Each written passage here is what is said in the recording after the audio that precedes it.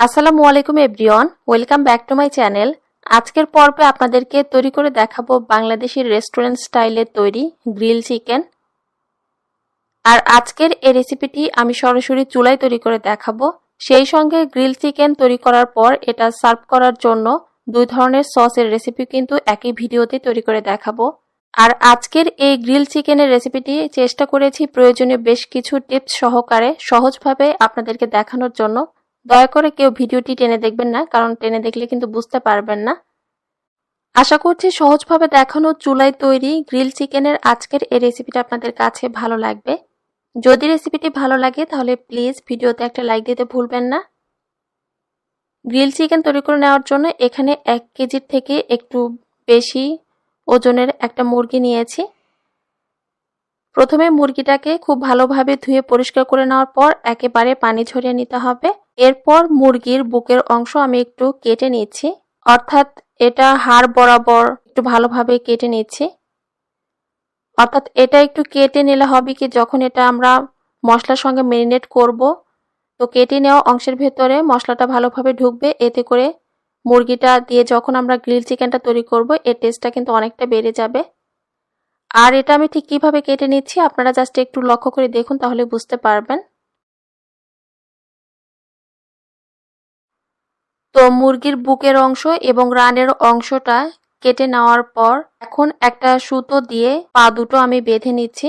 পা দুটো এই পর্যায়ে বেঁধে নেওয়ার কারণে গ্রিল চিকেনটা তৈরি করার সময় বেশ সুবিধা হবে এবং এটা মশলায় ম্যারিনেট করার জন্য বেশ সুবিধা হবে।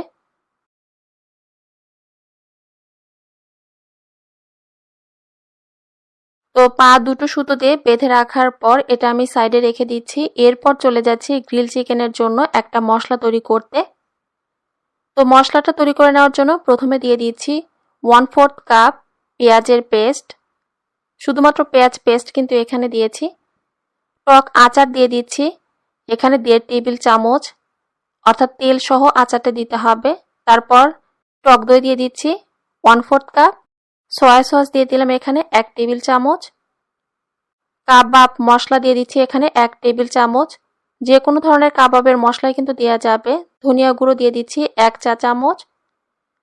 গরম মশলার গুঁড়ো দিয়ে দিলাম 1/2 টেবিল চামচ। জিরার গুঁড়ো দিয়ে দিলাম এখানে 1 চা চামচ। মরিচের গুঁড়ো দিয়ে দিচ্ছি 1 টেবিল চামচ। আদা রসুনের পেস্ট দিয়ে দিচ্ছি এখানে 2 টেবিল চামচ। টমেটো সস দিয়ে দিচ্ছি এখানে 1.5 টেবিল চামচ। লেবুর রস দিয়ে দিচ্ছি এখানে প্রায় 2 টেবিল চামচের মতো।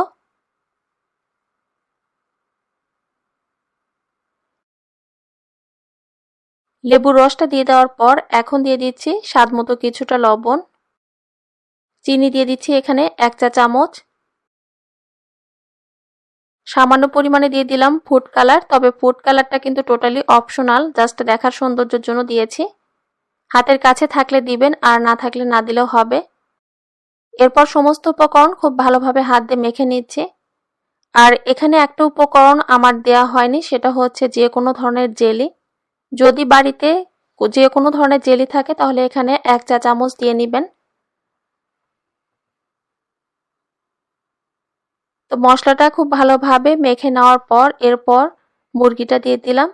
এখন এই মুরগিটা উল্টে পাল্টে মশলার সঙ্গে ভালোভাবে মেখে নিতে হবে। চেষ্টা করবেন মুরগির যে কাটা অংশগুলো আছে হাত দিয়ে সেই কাটা অংশের ভেতরে মশলাটা ভালোভাবে মেখে নিতে। তো মুরগির কাটা অংশগুলোর ভেতরে হাত দিয়ে এখানে মশলাটা আমি ভালোভাবে একটু মেখে নিচ্ছি।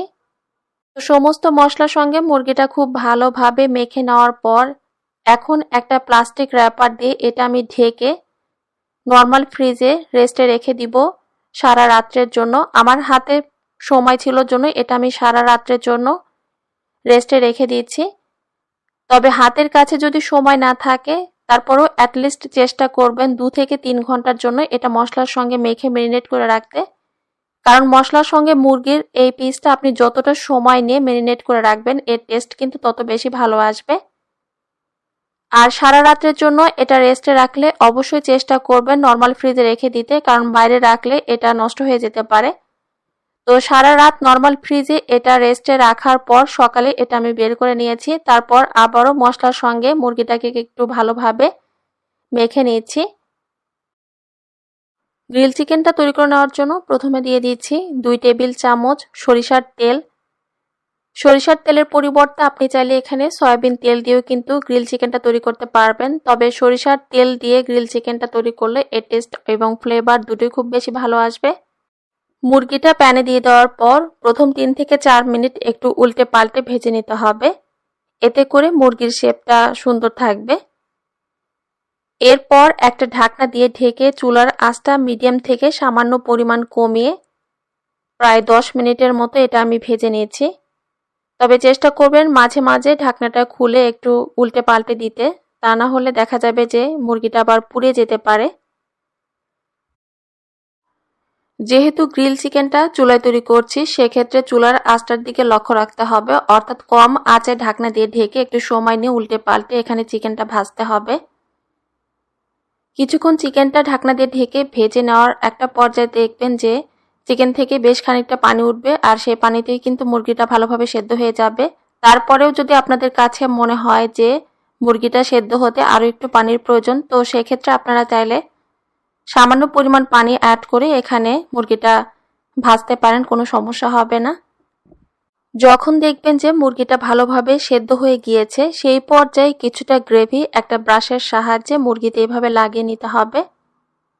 তারপর চুলার আঁচটা বাড়িয়ে মুরগিটা উল্টে পাল্টে একটু ভেজে নেবেন যতক্ষণ না পর্যন্ত মুরগিতে খুব সুন্দর একটা কালার চলে আসে।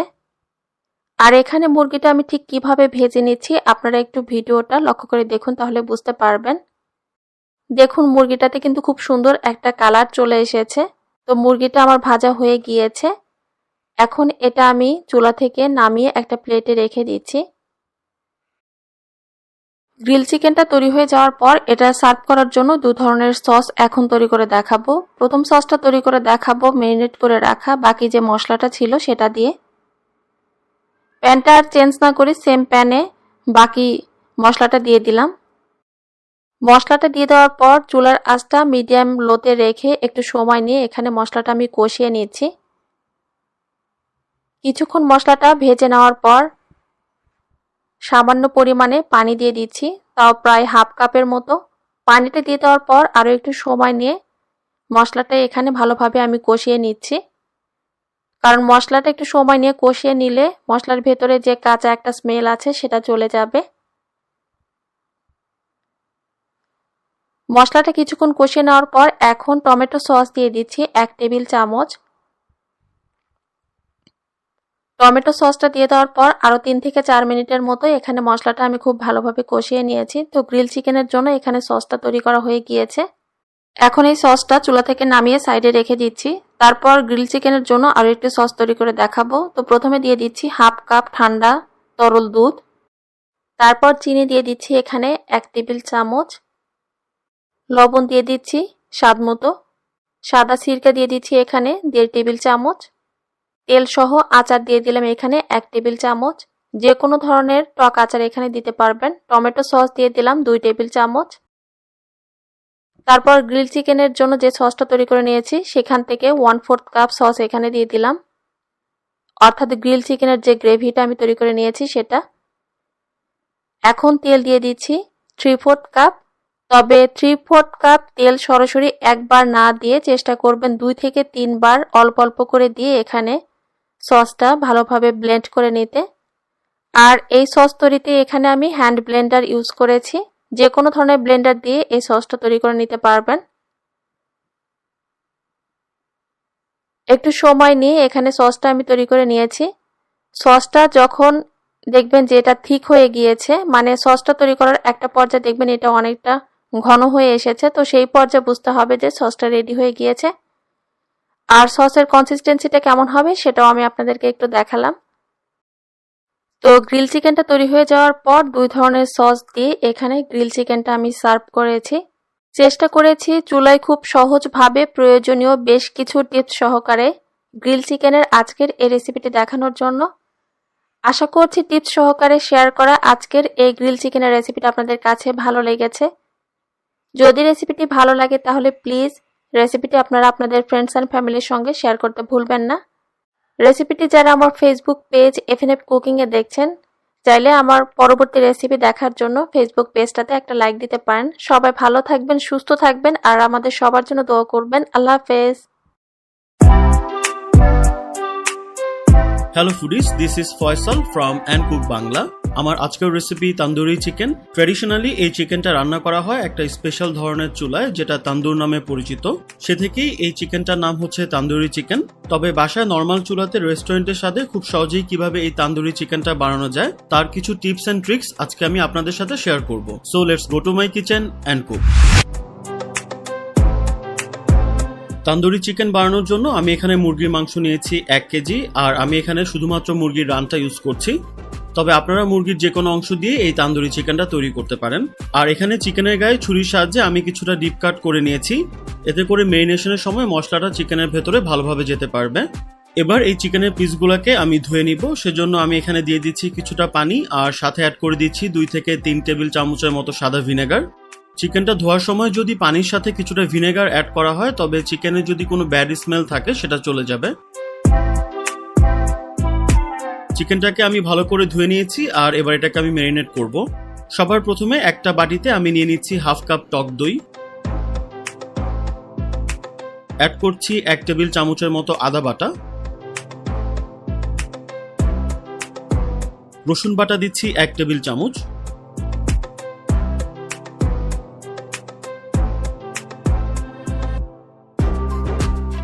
মরিচের গুঁড়া অ্যাড করে দিচ্ছি 1 টেবিল চামচ, 1 চা চামচ দিচ্ছি হলুদের গুঁড়া, ধনিয়া গুঁড়া দিয়ে দিচ্ছি 1 টেবিল চামচ,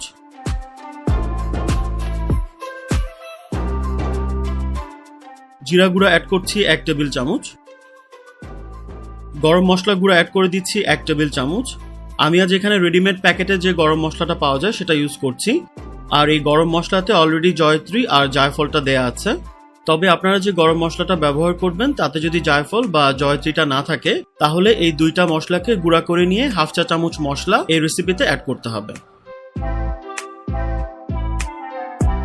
অ্যাড করছি 1/2 টেবিল চামচের মতো কালো গোলমরিচের গুঁড়া। এবার এখানে আমি অ্যাড করে দিচ্ছি 1 চা চামচের মতো কাসুরি মেথি, তবে এটা অপশনাল। মেথিটাকে হাত দিয়ে সামান্য গুঁড়া করে দিচ্ছি, তবে আপনারা চাইলে এর পরিবর্তে 1 চা চামচ গোটা মেথিকে গুঁড়া করেও এখানে ব্যবহার করতে পারেন। লেবুর রস অ্যাড করে দিচ্ছি 1 টেবিল চামচ। এবার এখানে অ্যাড করে দিচ্ছি 4 টেবিল চামচ সরিষার তেল, আর এই সরিষার তেলটা এই তান্দুরি চিকেনে অবশ্যই দিতে হবে, এটা কোনোভাবে স্কিপ করা যাবে না। সবশেষে অ্যাড করছি 1 টেবিল চামচ লবণ, আর লবণটা আপনারা আপনাদের স্বাদ মতো এখানে অ্যাডজাস্ট করে নিতে পারেন। এবার সবগুলা মশলাকে ভালো মতো মেখে নিতে হবে।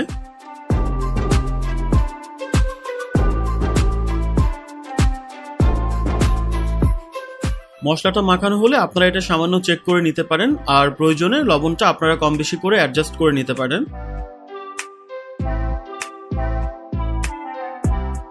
এবার মশলাটাকে আমি চিকেনের সাথে অ্যাড করব। এবার এই মশলাটাকে চিকেনের সাথে ভালো করে মেখে নিতে হবে।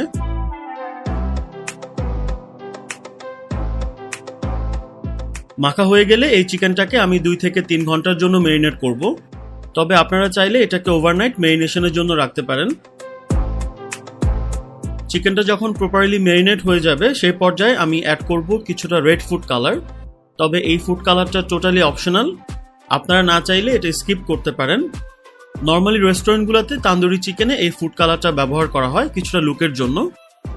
আর যদি আপনারা তান্দুরি চিকেনে এই ফুড কালারটা ব্যবহার করতে চান তবে এটাকে আগে থেকে ইউজ করা যাবে না, কারণ মেরিনেশনের সময় যদি আপনারা ফুড কালারটা অ্যাড করেন তবে মেরিনেশনের মশলার সাথে ফুড কালারটাও চিকেনের ভেতরে চলে যাবে, সো যেটা দেখতে ভালো লাগবে না। সো চিকেনটাকে যখন আপনারা রান্না করবেন ঠিক আগ মুহূর্তে ফুড কালারটা অ্যাড করবেন।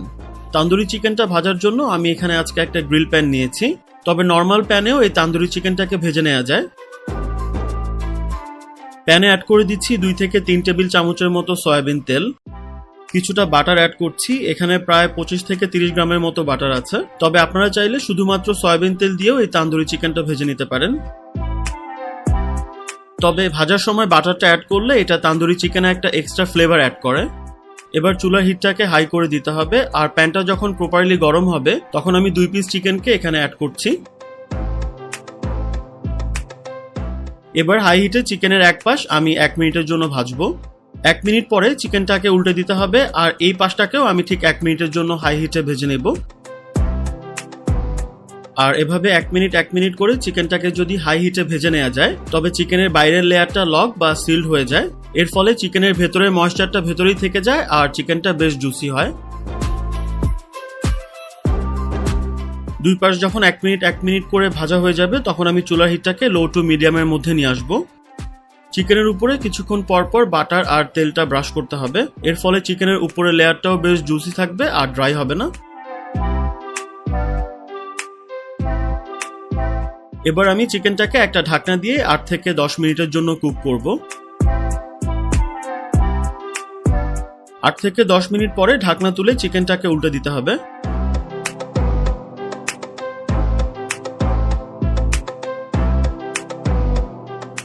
এবার ঠিক একইভাবে ঢাকনা দিয়ে আমি 8 থেকে 10 মিনিটের জন্য এই পাশটাকেও কুক করব।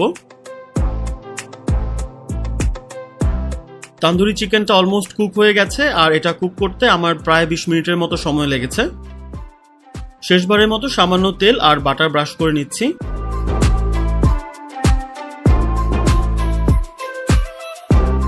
ব্যাস, তান্দুরি চিকেনটা ডান। আর এবার আমি এটাকে তুলে ফেলবো, আর এভাবে বাকি পিসগুলোকেও আমি ভেজে নিচ্ছি। নর্মালি তান্দুরি চিকেনটা যেহেতু তান্দুরের ভিতরে কয়লা দিয়ে কুক করা হয়, ফলে তান্দুরি চিকেনে একটা কয়লার স্মোকি ফ্লেভার থাকে। সো এবার আমি তান্দুরি চিকেনটাকে কয়লার একটা স্মোকি ফ্লেভার দিব।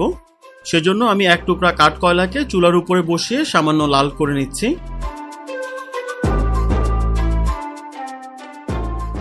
এবার একটা স্টিলের বাটির উপর কয়লাটাকে